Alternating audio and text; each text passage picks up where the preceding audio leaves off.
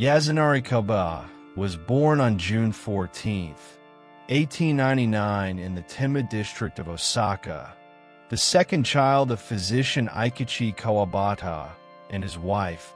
General, by the time he reached the age of 4, both parents had died of tuberculosis. Sent first to live with his maternal grandmother in the farming village of Kashiwagi and, after her death in 1906, with his paternal grandparents in Ibaraki, he experienced a chain of bereavements that became the emotional subtext of almost everything he wrote. When his grandfather, Onshi Kawabata, died in 1914, young Yasunari recorded the vigil in a diary entitled My Grandfather, an adolescent document that critics would later see as the seed of the interior monologue style he would perfect. In April 1917, he entered Daisan Kodo High School in Tokyo, boarding in a ramshackle dormitory and spending weekends haunting secondhand bookstores in Kanda, where he discovered Soseki, Tolstoy, and early English translations of Tagore. The influenza pandemic of 1918 forced the school to suspend classes. Kawabata volunteered at a temporary clinic and wrote in his notebook, "Beauty and death share the same breathing." The line presages the fragile eroticism that would mark his mature fiction. In 1920, he won admission to the Faculty of Literature at Tokyo Imperial University and gravitated to the student writers' circle that published the coterie magazine Aozora. There, with Richi Yakamitsu, Karaoke Tepe, and others, he founded the Shinkanka, usually rendered in English as the New Sensation School, whose manifesto demanded a prose technique as immediate as silent film montage and as prismatic as Cubist painting. His first widely noticed story, The Dancing Girl of Aizu, appeared in 1926 in a magazine, Bonjei Shunju. Drawn from a 1922 walking tour of the Aizu Peninsula, the narrative follows a solitary prep school boy who joins a traveling troupe of dancers and falls chastely in love with the youngest girl. The critical praise was immediate. Junichiro Tanizaki wrote that Kawabata had caught the perfume of transience with the precision of a haiku. The story also introduced formal trademarks, oscillations between a clinical eye for gesture, the dancer drying her hair by a roadside spring, and passages where subjective time melts into lyrical ellipsis.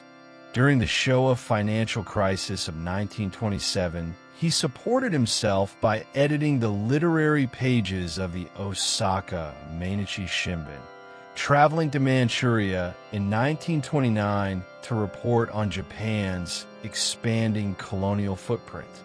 These dispatches disturbed him.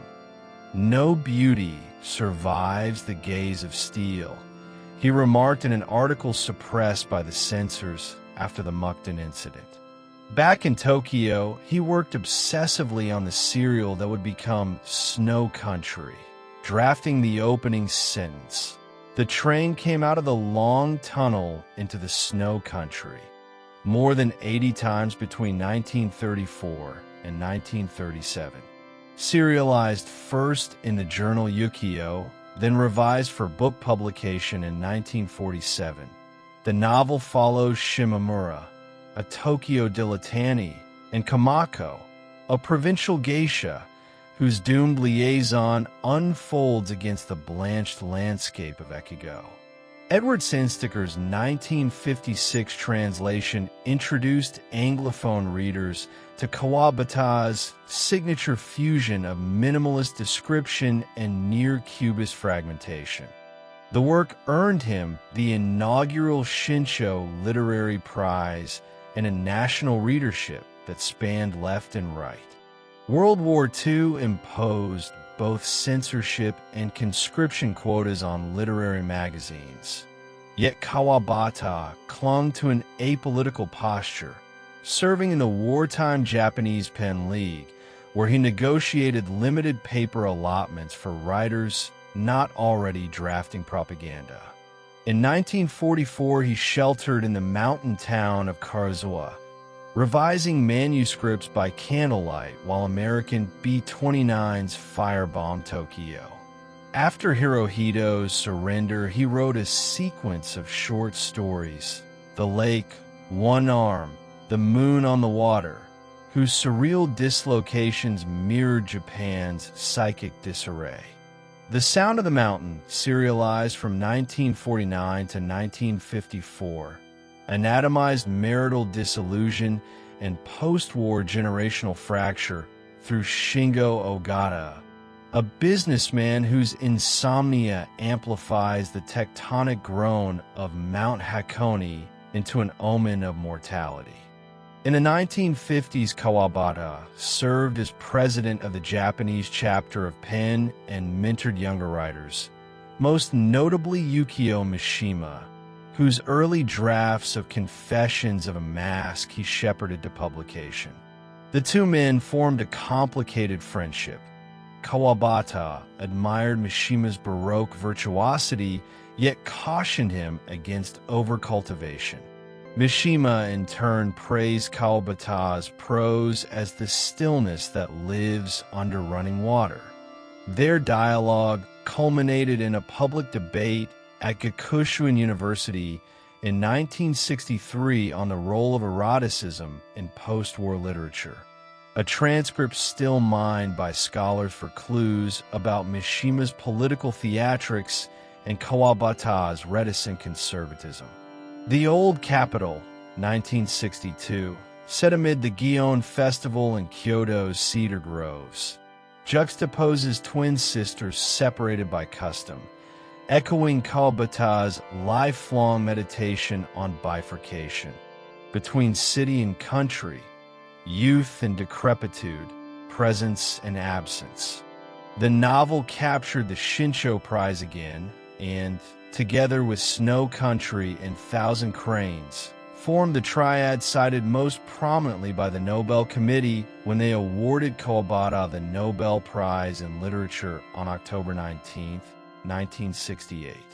In his acceptance lecture, Japan, the Beautiful and Myself, delivered in Swedish translation but read in Japanese, he invoked Zen ink painting, the tea ceremony, and the final haiku of Basho to argue that a novelist writes to create a single, fragile moment of beauty, then spends his life slowly erasing it.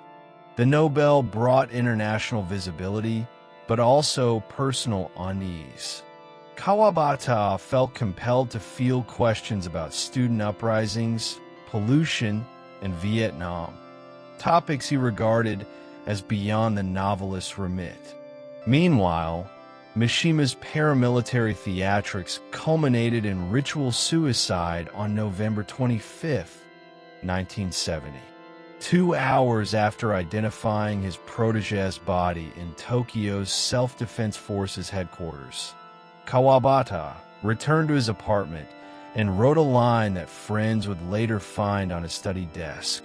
Silence descends like snow, yet remains unseen.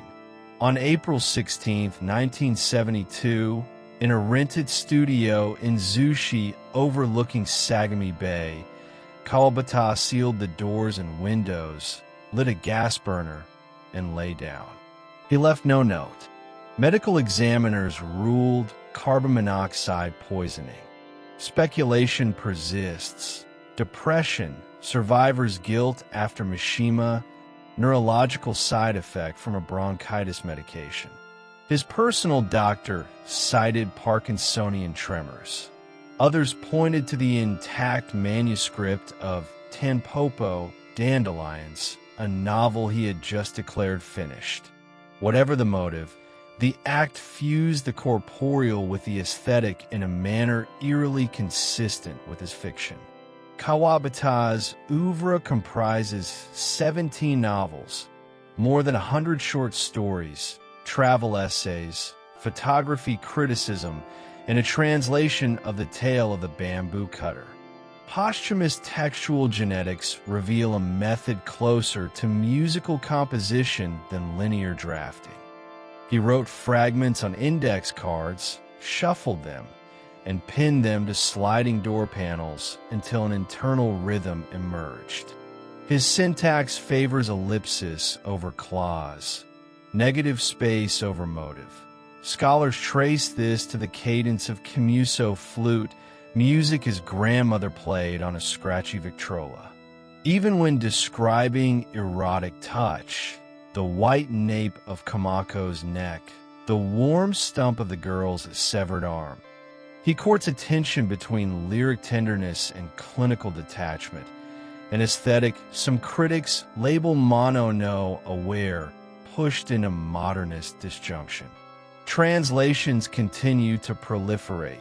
Snow Country exists in 18 languages, House of the Sleeping Beauties in 23. Neuropsychological readings liken his fragmentary perception to the standing dream state of hypnagogia. Eco-critics examine his use of seasonal markers as a critique of industrial homogenization. Manga artists cite his framing techniques for still panels ablaze with internal motion. In 2021, Shizuoka University launched the Kawabata Digital Archive, hosting 12,000 scanned manuscripts leaves alongside AI-generated glossaries of dialect terms. An irony the writer, suspicious of technology, might have met with his characteristic ambiguous smile. What remains constant is the sensation his pages induce, a snowflake landing on the eyelashes of consciousness, melting before one can decide whether it was dream or memory.